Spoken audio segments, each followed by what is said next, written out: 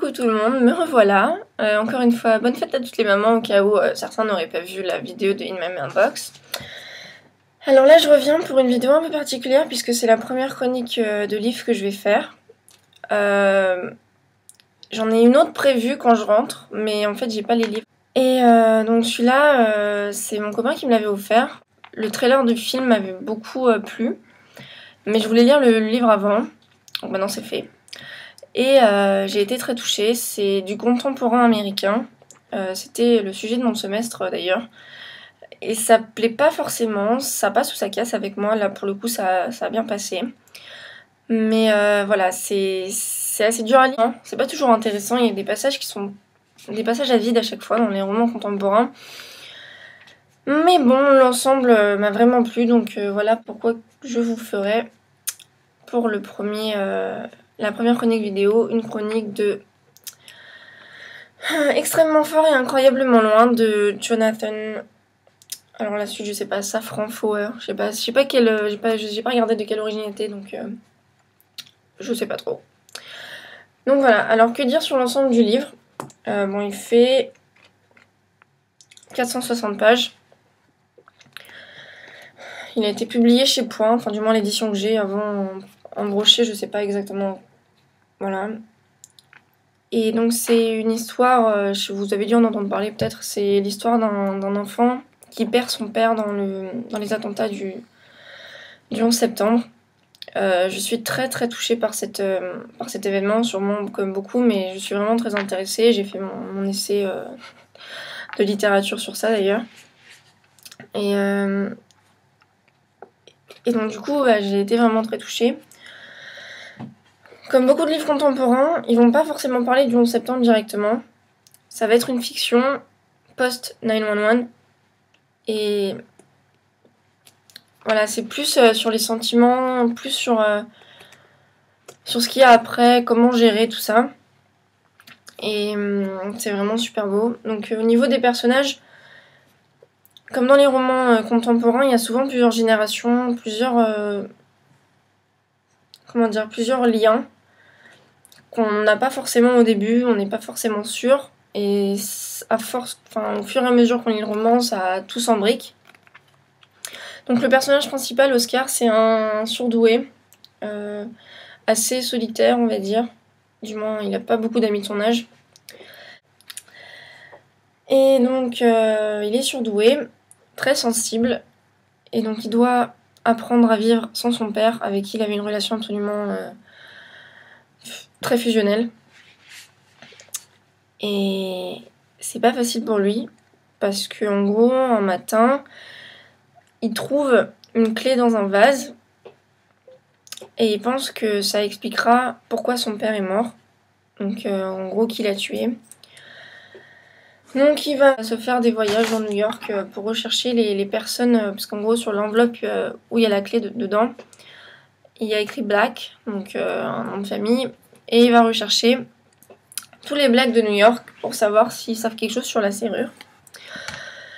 Son périple va durer au moins 8 mois je crois, et donc il va essayer de trouver des réponses. Et bon, je vais pas vous spoiler, hein, donc voilà, c'est assez... Ce périple, il est assez intéressant, il est assez émouvant. Parfois, c'est pas tout le temps, comme je vous dis, c'est pas tout le temps prenant, il n'y a pas tout le temps... quelques visites sont pas forcément très intéressantes, du moins moi, je l'ai lu en diagonale, quoi, parce que c'est pas forcément toujours captivant. Mais ouais, non, c'est vraiment beau. Oscar, c'est vraiment un personnage attachant. Il envoie souvent des lettres aux personnes et il garde ses promesses, même si il doit mentir à des moments. Il mène la vie un peu dure à sa mère, mais je pense que dans ce genre de période-là, quand on perd quelqu'un, surtout dans un attentat ou quelque chose comme ça doit pas être facile. Donc il est à moitié pardonné. Et donc pour les autres personnages, il y a sa grand-mère, sa mère, son grand-père et son père. On apprend ça, donc c'est une narration à la première personne pour Oscar, mais souvent en fait on a des chapitres racontés par d'autres personnes, et c'est surtout par sa grand-mère ou son grand-père. Donc en fait il y a une autre histoire reliée à... Enfin pas reliée, mais Enfin bon, c'est combiné quoi. Donc c'est l'histoire donc, de son grand-père et de sa grand-mère qui en fait ont vécu le bombardement de Dresde et je sais plus c'est quelle année. Je l'ai fait l'année dernière en plus, mais enfin bref. Donc ils vivent le bombardement de Dresde, ils perdent aussi quelqu'un dedans. Et donc à mon avis ça se rejoint un peu comme ça. En plus c'est à cause de ce bombardement qu'ils se sont trouvés aux États-Unis. Donc on va dire que c'est assez générationnel. Et c'est vraiment super touchant. Parfois, effectivement, j'ai pas trop accroché à certains passages qui étaient un peu difficiles, un peu longs. Mais pour le coup, non, c'était vraiment super émouvant aussi. Donc, c'est un livre vraiment très puissant au niveau des émotions. Au niveau, que ce soit au niveau du rire ou au niveau des pleurs ou autre. Moi, j'avoue que j'ai un peu tout ressenti, quoi. De la joie, de la tristesse. De la peur pour Oscar, tout ça, pour ce qu'ils vont devenir. Donc non, c'est vraiment un livre très très beau. Au niveau de l'intrigue, donc bah c'est vraiment sympa, c'est vraiment original, j'ai vraiment beaucoup aimé. Le fait encore une fois que les générations se superposent, tout ça, j'aime beaucoup ce système-là. Et vraiment l'intrigue, bah, elle est magnifique quoi. Un père qui meurt dans les attentats du 11 septembre, une famille qui doit se reconstruire. Voilà, c'est un petit garçon qui n'arrive pas à lâcher prise et on se met à sa place et on se dit qu'est-ce qu'on aurait fait, tu vois. Donc voilà, c'était super beau. Et autre petit point de ce livre que j'ai adoré, c'est la structure du bouquin. Donc, je vais essayer de vous montrer quelques passages. Donc en gros, il y a des articles de presse, et inventés bien sûr. Il y a des pages comme ça. Il y en a plus au milieu du roman, mais il y en a au début. Donc c'est une page où il y a une seule ligne. Voilà. Après, il y a des pages où il y a des images. Donc c'est généralement des images qui sont en rapport avec ce qui est écrit dans le livre, hein, bien sûr. Donc voilà. Donc il y a des images un peu partout dans le livre. Après, il y avait un autre truc que j'avais vraiment trouvé sympa, voilà. Alors j'ai pas totalement compris à quoi ça servait, mais enfin bon. Donc les mots sont entourés. Ou alors, à des moments, c'est des S, enfin des conjugaisons.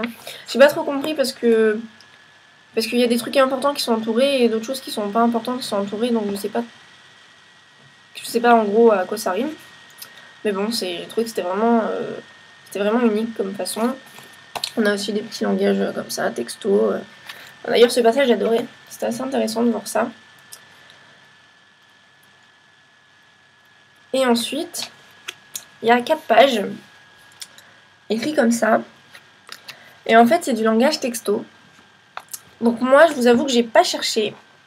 Parce qu'en gros, il n'arrive pas à parler au téléphone. Et donc, il écrit en texto. Et vous savez que à chaque numéro correspond 3 lettres. Et moi, franchement, il y a 4 pages.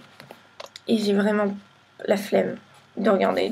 C'est à la limite, un jour, si j'ai du temps à perdre, j'essaierai de déchiffrer ce qu'il lui a dit. Mais là, non, j'ai pas la foi. Donc voilà. Et ensuite aussi, donc à un moment, il dit qu'il n'aura plus assez de place sur son journal. Et donc, il devra écrire par-dessus ce qu'il a déjà écrit. Et du coup, ça nous fait un truc un peu bizarre, mais toujours aussi unique. Et la fin, c'est ce qui m'a le plus choquée en même temps. C'est le 11 septembre, donc de toute façon, c'est choquant.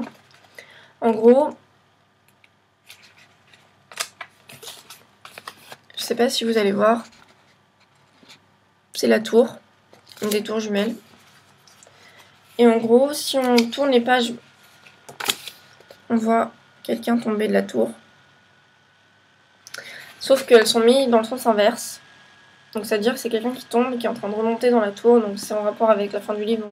Mais donc voilà, j'ai trouvé que c'est un roman vraiment unique. Il y a la façon dont il est écrit, la façon dont il est structuré. J'ai vraiment trouvé ça magnifique et vraiment, si vous avez un peu peur des contemporains, voilà, je vous conseillerais de commencer par celui-là, surtout si vous avez été touché par le 11 septembre et que vous avez déjà perdu quelqu'un. Parce que parce qu'il est vraiment très émouvant, il est très puissant, très beau. Donc voilà, je vous le conseille fortement. Donc c'est extrêmement fort et incroyablement prêt de Jonathan Safran Foer.